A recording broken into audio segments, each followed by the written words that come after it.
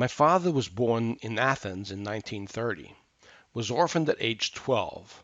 Both his parents died of starvation during the German occupation of World War II, as did over 300,000 Athenians. My mom was one of 10 children, living in a village called Reiches, near ancient Olympia. My father was the educated one, having completed third grade. My mom finished first grade. My parents met and were married in Australia.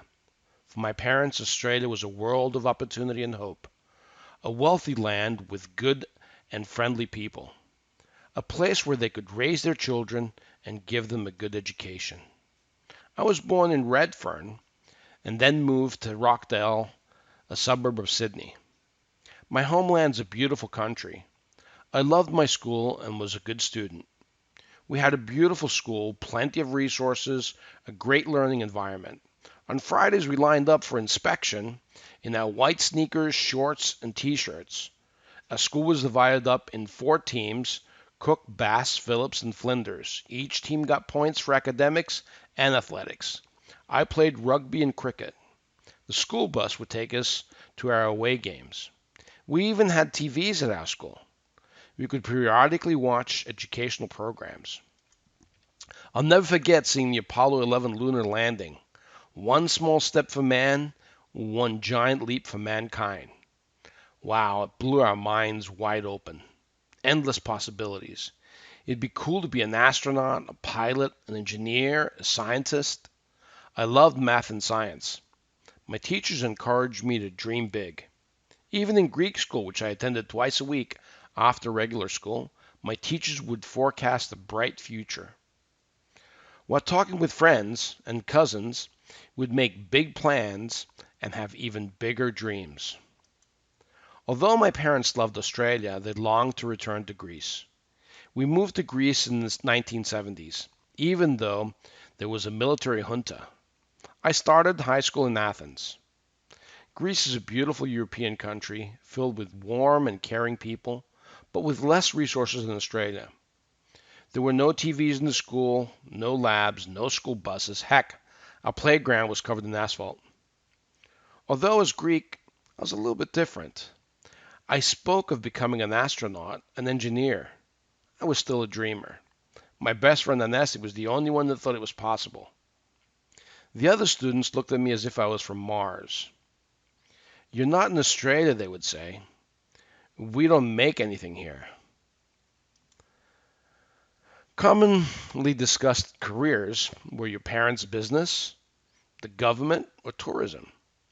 In the country of limited resources, one that imports everything, mechanical, electrical, chemical, pharmaceutical, there's limited opportunity for careers in engineering, science, or research. When you think about it, it's true for the vast majority of countries.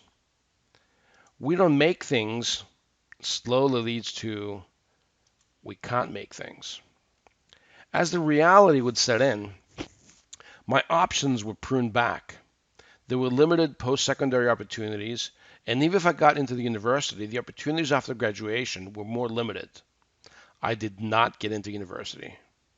My friend Anesti did, and graduated as a chemical engineer. After graduation, he found part-time work selling chemicals, which eventually led him to working as a taxi driver, a tutor, but finally as a teacher. Today things are even worse though, with official youth unemployment exceeding 50%. To put things in a global perspective though, even after the financial crisis and having dropped a few notches, the IMF still ranks Greece in the top 40 countries of the world, based on per capita nominal GDP. So Greece is still way above average. As a high school graduate, my future in Greece did not seem so promising. Optimism is a trait everyone is born with. Its half-life is dependent on the circumstances and your environment. We can't make anything leads to we can't, which eventually leads to I can't. That summer, I met my Uncle Gus for the first time. He was an engineer. I wanted to know more about what he did. We spoke about engineering, my reality, and the future. He invited me to come study in the United States. Luckily for me, my parents agreed, and they were able to actually foot the bill. Like my parents before me, I was destined to become an immigrant. Each night, I lay in bed staring in the ceiling and asking myself the same question. It's the same question that drives many immigrants, regardless of race or gender, country of origin, or destination. It's what I refer to as the immigrant mission statement. Am I better off today than I was yesterday? And if not, why am I here? I was not the smartest student in college, but I bet you I was one of the most determined. I remember where I was and had a vision of where I wanted to be. After completing a bachelor's of science in electrical engineering, a bachelor of science in computer science, a minor in international relations, I went on to complete a master's in electrical engineering with emphasis on robotics and artificial intelligence. Finally, I worked in a PhD in computer science. I started a company and I stayed in America. I'm fortunate to be happily married and to have three incredible children. They each love school, are hard workers, and play sports. My eldest child wants to be an engineer. My middle child, a teacher and a soccer coach. My youngest has no idea, but plenty of dreams. My family is spread out across the world. We're lucky in that we have visited many countries and had the opportunity to talk with many people. I want to make sure that my children were not ignorant of the opportunity afforded to them here in America. I wanted them to have a global perspective. We don't appreciate things we have and take for granted until we visit places that do not have them. Freedom is just a word until you know oppression. Opportunity is a word until you see despair. Optimism and strength can only be understood after having known the grip of pessimism and depression. Ignorance is only knowing one side. We are all born with the same God-given talents.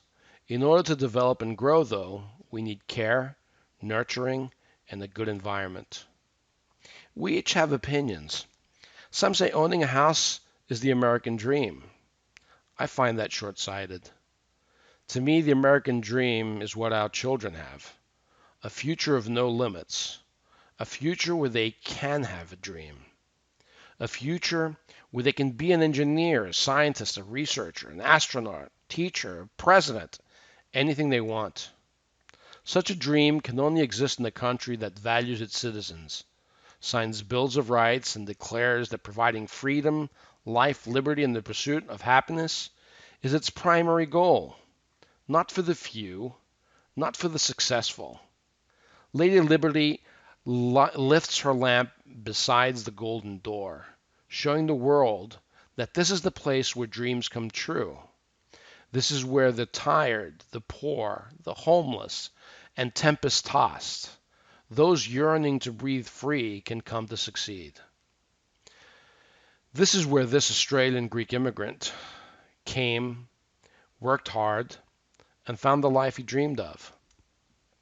So let's not be ignorant of our opportunities, our freedoms and rights. We should encourage and inspire future generations to succeed, even where we failed. Let's empower them to dream their dream with no limitations.